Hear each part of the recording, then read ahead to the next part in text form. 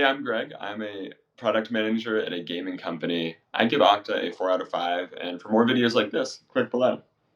So before choosing Okta, I think a lot of companies will look at like different authentication solutions, whether that's Auth0 or if depending on like where you are in the development process, it can look anything like custom auth too. You might try to build it yourself.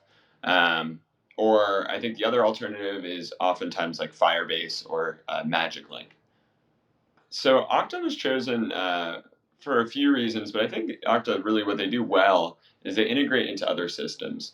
Um, and so, like, they actually bought Auth0 too, so I think those platforms are kind of becoming more and more similar.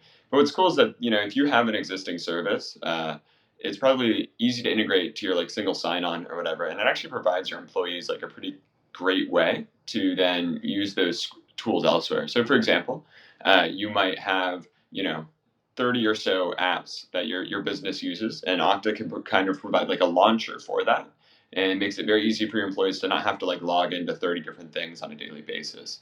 Um, and not only that, but like I think it's very big, and it's sort of their security that they offer is just light years beyond uh, anything that I could build personally. So not to say that the competitors can't compete, but I think I like letting them worry about authentication in that sense. Yeah, so when you're starting with Okta, I think they pride themselves on being relatively easy to integrate. As a user, I think this is where people are really going to enjoy it. Is that you set it up once, and you might have to set up like a two-factor authentication thing.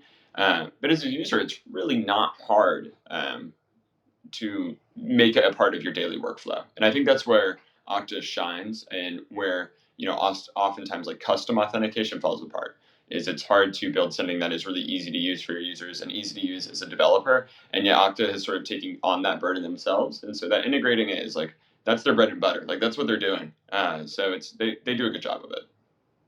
So if you're thinking about Okta or a different authentication service, there are a few things I'd think would be good to look at. One is like pricing and volume of customers using it, right? Or whether it be employees, customers, whatever. That's a big one. But I think on top of that, oftentimes the competitor to Okta isn't necessarily a different authentication platform, but your own custom one. And I would really encourage people to not build their own authentication systems. It seems oftentimes when you're building an app, I think you can get drawn into a lot of different directions, and authentication is solved, right? Like other people have already done that, so why reinvent the wheel? And I think Okta's wheel is pretty good, so I would lean on theirs.